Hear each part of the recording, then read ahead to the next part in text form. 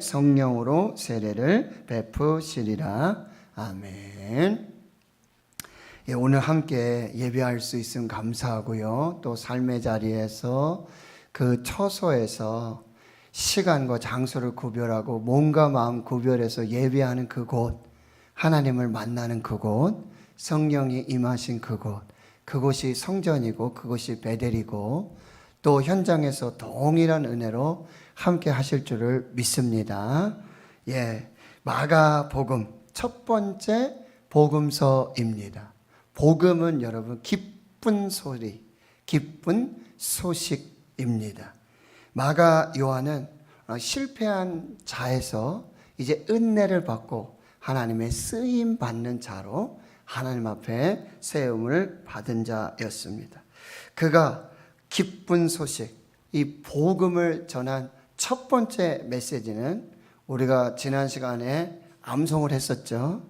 우리 같이 한번 해보겠습니다. 시작. 하나님의 아들 예수 그리스도의 복음의 시작이라. 마가복음 1장 1절 말씀. 아멘. 여러분들이 이 말씀을 마음에 새기시고요. 계속해서 묵상을 하세요. 하나님의 아들 예수 그리스도 복음의 시작이라.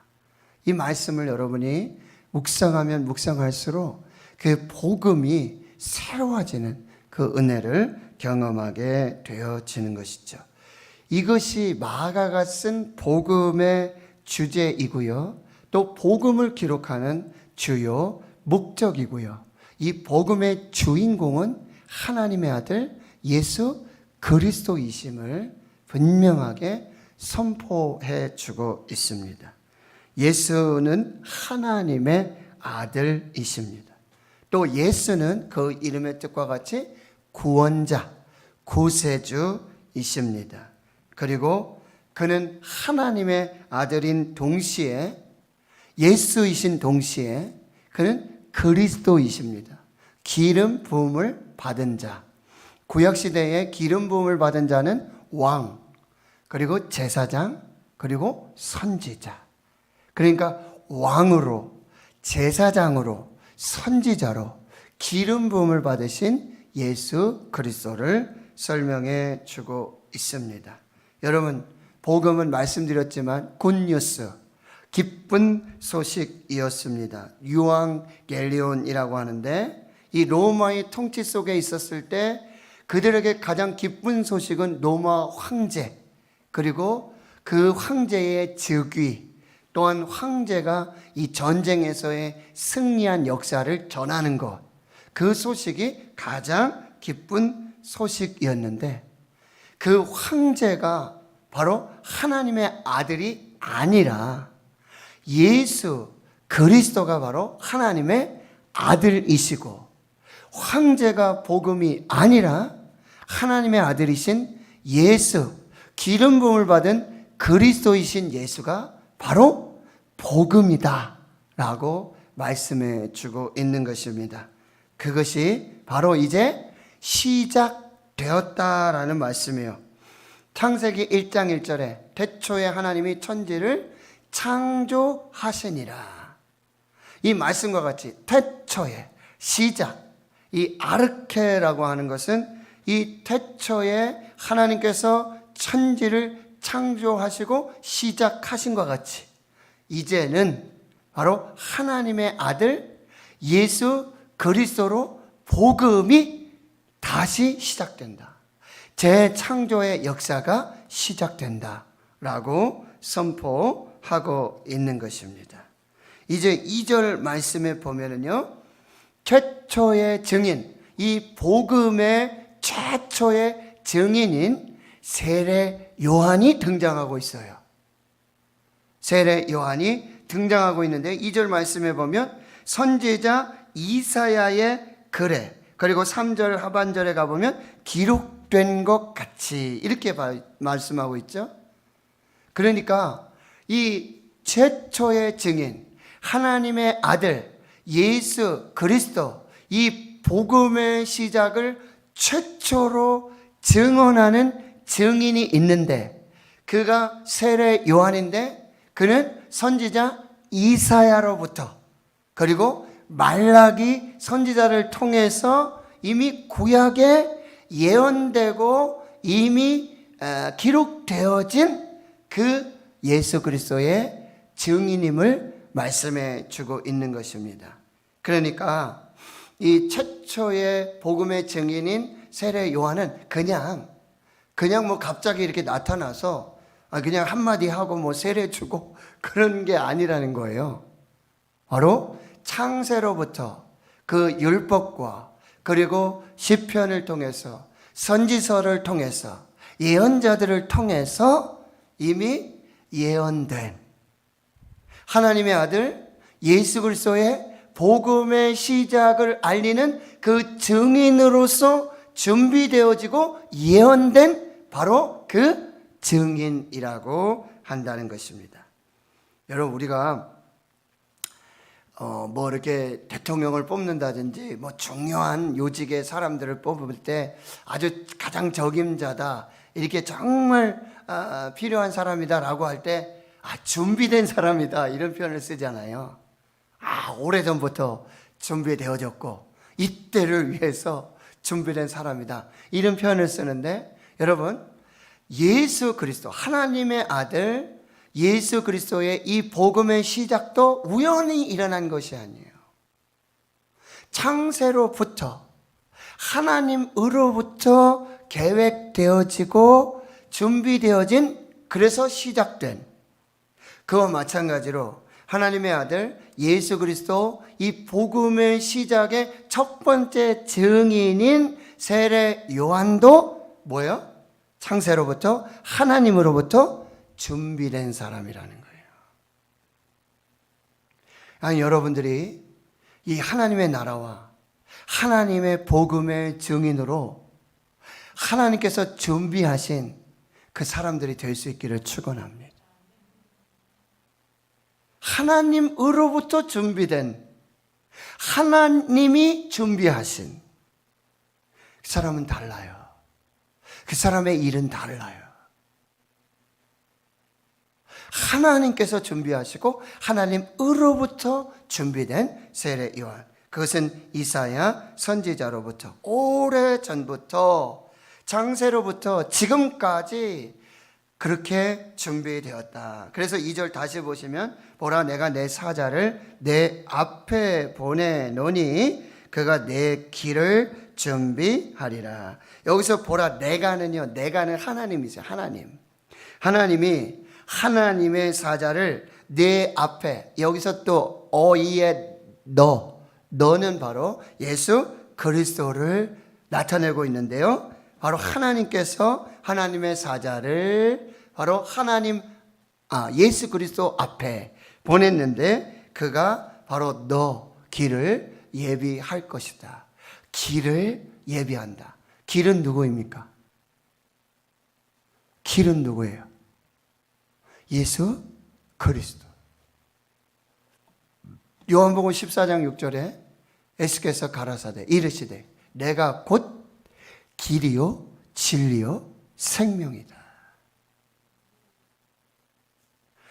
길이신 예수 그리스도를 준비하는 그는 바로 세례 요한의 말씀을 나타내고 있고요. 3절에 보면 그는 광야에 외치는 자의 소리라고 지금 말씀해 주고 있습니다. 길을 예비하는데요, 그 길이 광야로부터 예비되고 광야에 외치는 자의 소리로부터 준비되고 있다라고 하는 것입니다. 그가 전하는 이 메시지는 뭡니까? 너희는 주의 길을 준비하라. 그의 오실 길을 곧게 하라. 여러분, 그 길로 누가 오십니까? 하나님의 아들 예수 그리스도. 그런데 그는 인간의 몸으로 오시는 하나님이시라는 거예요. 광야에 준비된 길을 통해서 하나님이 오신다라고 외치는 거예요. 세례 요한의 첫 번째 증인은 뭐예요? 이 광야로부터 하나님이 오신다.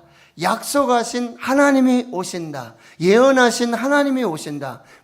준비되신 하나님이 오신다. 라고 지금 선포하고 있는 것입니다.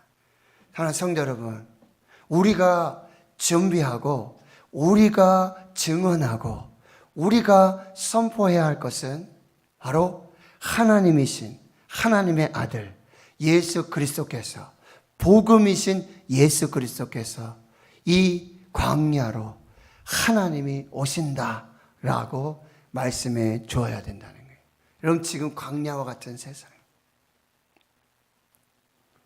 세상 사람들에게, 그 광야에 살고 있는 그들에게 하나님이 오신다, 하나님이 함께 하신다. 왜요?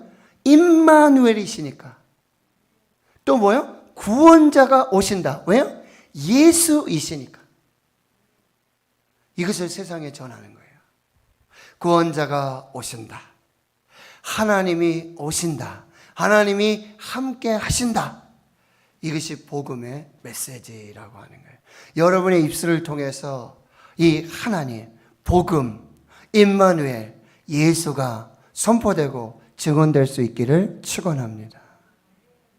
여러분, 이제 4절을 보세요. 그 사람이 바로 세례 요한이라고 한다는 거죠. 이제 4절에서부터 그 세례 요한이 누구인지가 이제 우리에게 알려지게 되는데, 광야에 이르러 죄 사함을 받게 하는 회개의 세례를 전파했다. 그러니까 여러분, 세례 요한은 광야에 외치는 자의 소리. 여러분, 하나님의 복음, 하나님이 오신다, 구원자가 오신다, 임마누엘이 오신다. 이 복음이 정말 화려한 예루살렘, 성전, 도시, 거기서 선포되지 않았다는 거예요. 어디에서요? 광야에서. 이것은 무슨 의미냐면요, 바로 하나님을 대면하고 하나님만 기다리고 하나님만 사모하는 그 광야에 하나님이 오신다는 거예요. 이스라엘 백성이 출애굽해서 광야를 살잖아요. 광야에는 풀 한 포기,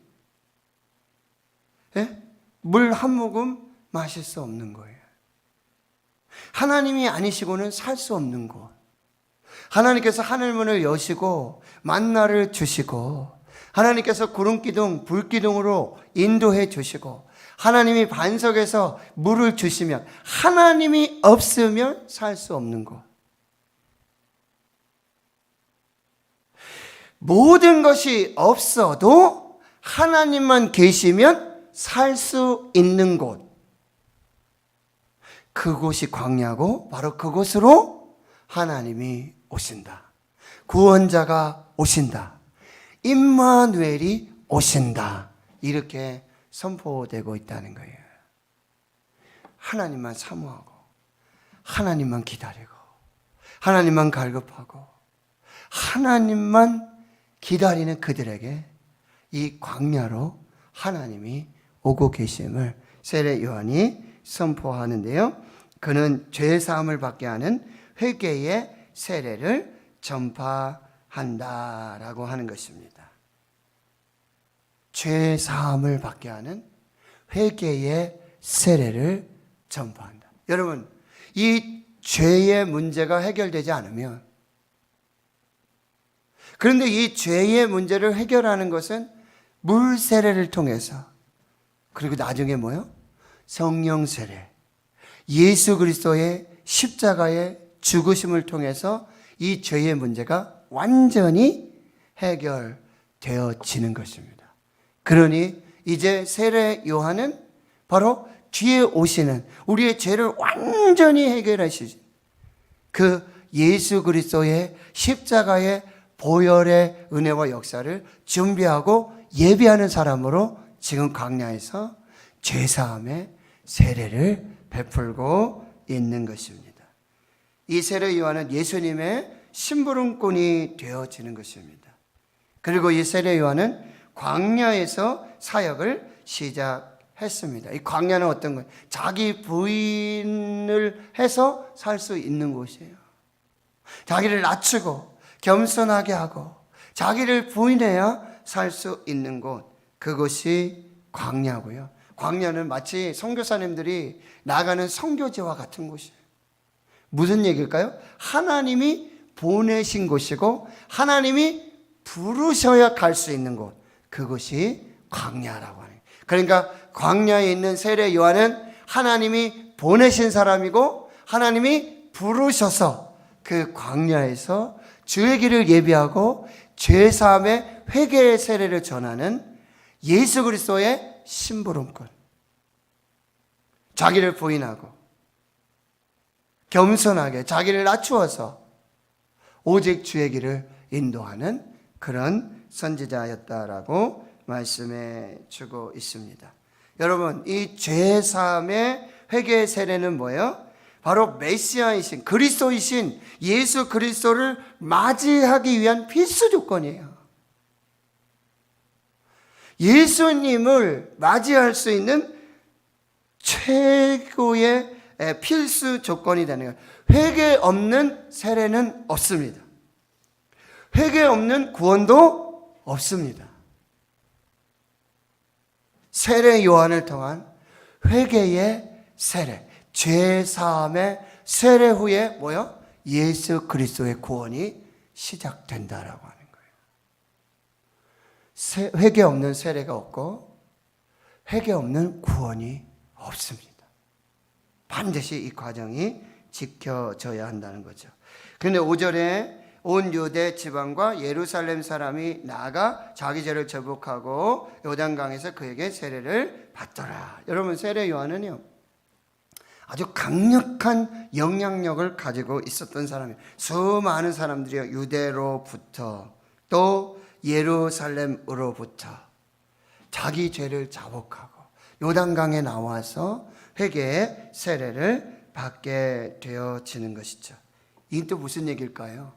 말씀드렸지만 복음은요 예루살렘에, 도시에, 화려한 궁전에, 성전에, 그것으로 복음이 오지 않았어요. 이 말은 무슨 얘기냐면 진짜 선지자에 목말라 있다는 거예요. 진짜 복음에 목말라 있다는 거예요. 마치 홍수가 나면 물이 그렇게 많은데도 마실 물이 없지 않습니까? 지금 복음의 홍수 시대라고 그래요. 복음이 넘친다고 그래요. 그러나 진짜 복음이 없다는 거예요. 진짜 선지자가 없다는 것입니다. 그래서 그들은 어디로 와요? 광야로. 자기를 부인하고 자기를 겸손하고 그리고 죄사함의 회개의 세례를 베푸는 세례 요한에게로 달려 나오고 있다라고 하는 거예요. 사랑하는 성도 여러분, 여러분 가짜 복음에 속으시면 안 돼요. 번영신학 잘 깨고 모든 것이 형통한 화려한 복음, 그 가짜 복음, 사람의 인기를 얻고자 하는, 사람의 주목받기 원하는 가짜 선지자들에게 속으면 안 돼요. 진짜 선지자, 진짜 복음은 광야에 있었습니다. 광야에서 진짜 복음이 선포되고 전하여지고 있다라고 하는 거예요. 아무도 찾지 않는 광야, 아무도 관심 갖지 않는 광야, 그곳에 광야의 선지자, 광야에 외치는 자의 소리, 거기서 한번 외치면 소리는 특징이 뭐예요? 한번 외치면 사라지고 마는 거예요. 그때 듣지 않으면 안 돼요.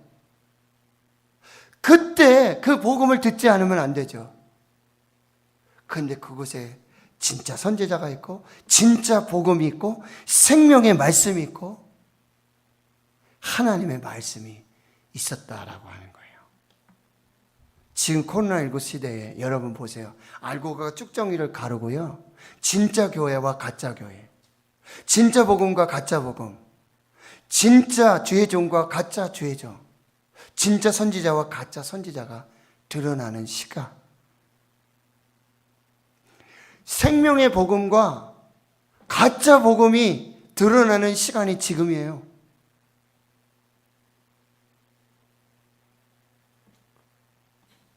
진짜 복음, 진짜 선지자, 생명, 능력, 은혜.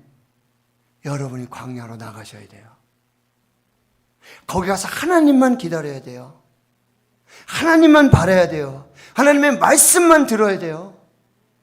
세상의 소리, 그 화려한 복음, 넘치는 홍수 같은 그 복음이 아니라 정말 한 모금의 그 생수의 복음, 한 모금의 그 생명의 복음을 들으셔야 합니다. 거기에 진짜 생명이 있음을 우리에게 말씀해 주고 있는 거죠. 6절을 보세요. 요한은 지금 낙타털 옷을 입고 허리에 가죽띠를 띠고 메뚜기와 석청을 먹더라 라고 말했죠. 여러분, 지금은 이게 다 명품의 아주 그냥 건강식이죠. 지금 아주 사람들이 정말 원하는 거죠. 여러분, 낙타털 옷은 어떨까요? 혹시 집에 낙타털 옷 계시는 분 있어요? 뭐 밍크 코트 뭐 이런 거 있잖아요, 그죠? 근데 이 낙타털 옷, 여러분, 사막에 보면은 낙타가 사막을 횡단하죠, 그쵸? 아주 사막이 긴데, 근데 거기에 호랑이가 사막을 건너갔다는 얘기 있습니까? 사자가 사막을 건너갔더라, 거기 살았더라, 이런 얘기 있나요? 그럼 왜 낙타가 사막에서 광야에서 살 수 있을까요?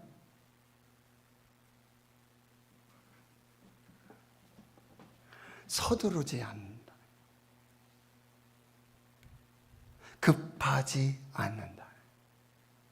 꾸준하게 인내하면서 누가 알아주든 알아주지 않든 이것이 세례 요한의 영성이에요.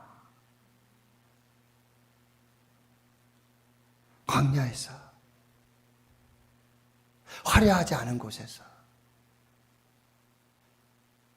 그곳에서 인내하며 주님 주신 사명에 그게 세례 요한의 사명이었어요. 광야에 가서 주의 길을 예비하라. 주의 오실 길을 평탄하게 하라. 광야에 외치는 자의 소리가 되라. 여러분, 이 세례 요한이 예루살렘에 가서 더 그랬을 거예요. 더 능력이 나타났을 거예요. 더 화려했을 거예요. 근데 여러분, 세례 요한에는요, 단 한 번에 기적도 없고 표적도 없었어요.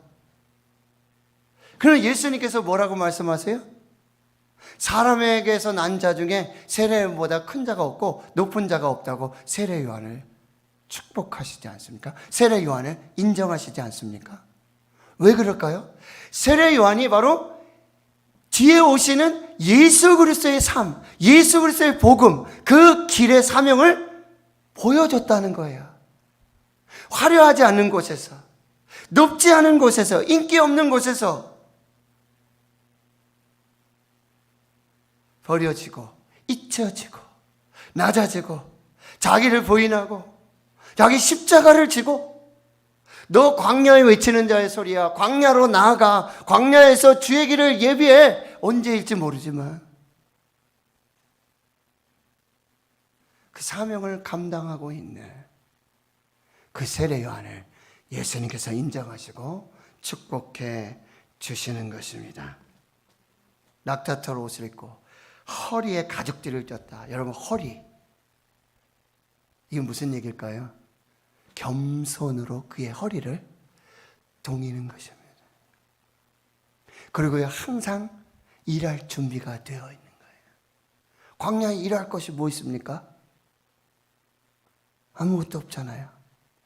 그럼에도 불구하고 하나님이 부르시면, 하나님이 보내시면, 하나님이 세워주시면 겸손하게 일할 수 있는 그 영성으로 하나님 앞에 서 있었다라고 하는 거예요. 메뚜기와 석청을 먹으며 주의 길을 예비하고 주의 오실 길에 광야에 외치는 자의 소리로 그가 서 있었다라고 하는 거예요. 지금 무슨 시대죠? 자기 피할 시대예요. 어떻게 하면 자기를 드러낼까? 근데 예수님 뭐라고 말씀해요? 오른손이 하는 일, 왼손이 모르게 하고. 누가 너에게 오리를 가자고 그러면 심리를 가지고, 겉옷을 달라 하면 속옷까지 벗어주고. 그런데 세례 요한은 자꾸 어떻게 한 거예요? 자꾸 숨어요. 더 광야의 더 깊은 곳으로. 이게 예수님의 삶이었어요. 예수님은 기적과 표적을 막 일으키시니까 사방에서 수없이 많은 환자들, 병든 자들 다 오잖아요. 그럼 예수님 어떻게 해요? 따로 한적한 곳으로 가셨어. 물러가셨어.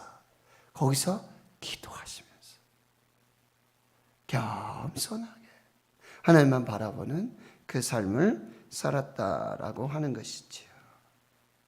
여러분 7절, 8절을 우리 같이 한번 읽습니다. 시작. 그가 전파하여 이르되 나보다 능력 많으신 이가 내 뒤에 오시나니 나는 굽혀 그의 신발끈을 풀기도 감당하지 못하겠노라. 나는 너에게 물로 세례를 베풀었거니와 그는 너에게 성령으로 세례를 베푸시리라. 여러분, 세례 요한에게는 오직 예수 그리스도밖에 없어요.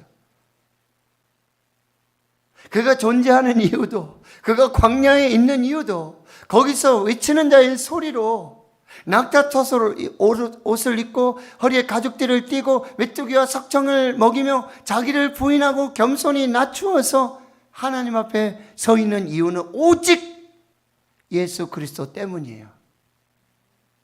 오직 예수 그리스도 때문에 세례 요한이 존재하는 거예요. 오직 예수 그리스도의 길을 예비하기 위해서 그가 살고 있는 것입니다. 여러분, 이 삶이 얼마나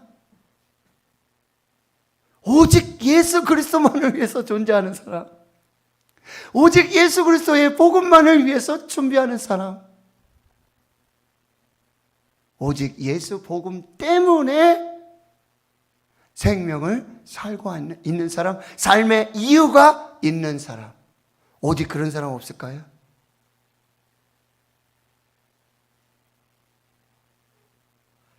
세례 요한이 바로 그런 사람이라고 한다는 거예요. 여기 보면 나보다 능력 많으신 이와 신발끈 풀지도 감당하지 못한 사람이 딱 구분되죠. 여러분, 나보다 능력 많으시니 누구입니까? 예수 그리스도. 예수 그리스도의 아주 탁월함, 그 신성의 충만함을 말해주고 있고요. 세례 요한의 완전한 겸손을 말해주고 있는 거예요. 그렇다고 세례 요한이 무가치하다는 얘기가 아니에요. 가치를 매길 수 없는 정도의 그 겸손함을 우리에게 말해주고 있다는 거예요. 그런데 그 질그릇 갖고 아무것도 아닌 거기에 바로 그 질그릇에 누구를 담아서?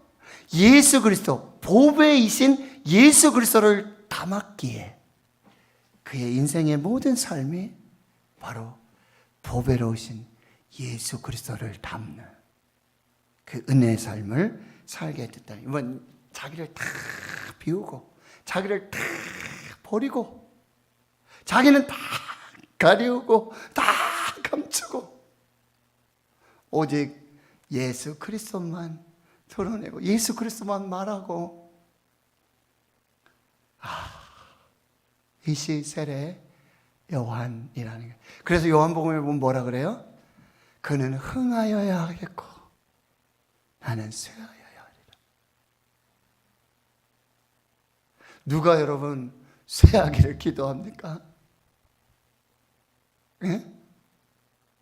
누가 그렇게 안개와 같이 사라지고 소리와 사라지기를 누가 구합니까? 그러나 그 사람이 있는데 바로 세례 요한이에요. 왜요? 예수님 때문에. 예수님이 전부가 되었던 사람, 바로 세례 요한이에요. 여러분, 세례 요한은 물로 세례를 주죠. 땅의 세례예요. 죄 사함의 세례예요. 그러나 예수는 성령의 세례를 주시고 하늘의 세례를 주시고 하늘의 능력을 주시는 분. 할렐루야.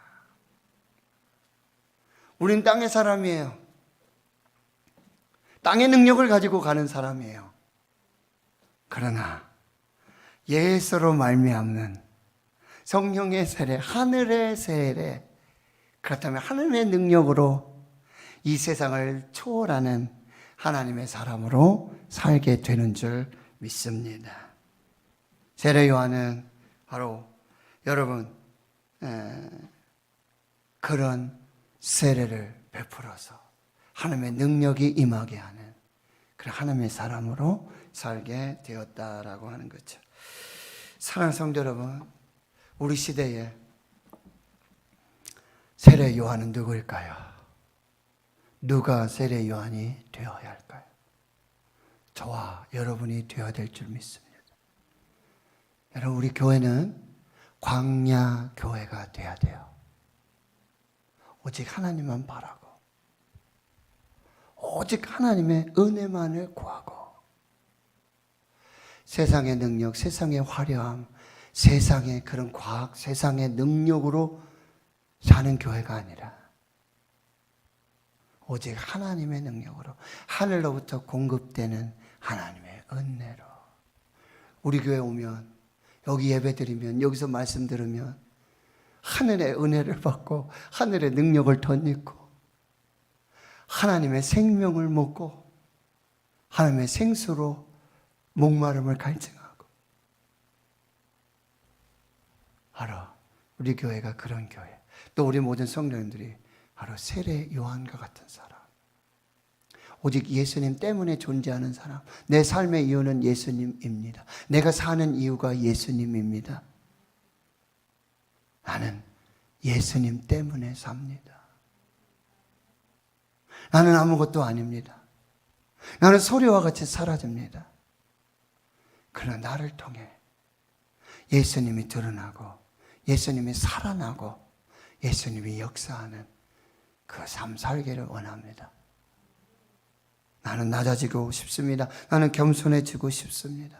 나는 사라지고 오직 예수만 드러내는 그 삶 살기 원합니다. 이것이 우리 교회와 우리 성도님들의 삶의 이유와 목적이 되고 언제 어디서나 누구에게서나 이 삶을 고백하고 이렇게 하나님 앞에 쓰는 우리 교회와 우리 성도님들 되시기를 주의 이름으로 축원합니다. 축원합니다. 하나님 감사합니다. 오늘 하나님의 아들 예수 그리스도의 복음의 시작이라. 그 복음의 최초의 증인 세례 요한, 광야에 외치는 자의 소리. 광야로 하나님이 오신다. 길이신 진리이신 생명이신 하나님이 오신다. 오직 하나님만 바라고 오직 하나님으로만 충만하고 자기를 낮추고 겸손하게 낙타 털옷을 입으며 인내하고 화려하지 않은 곳,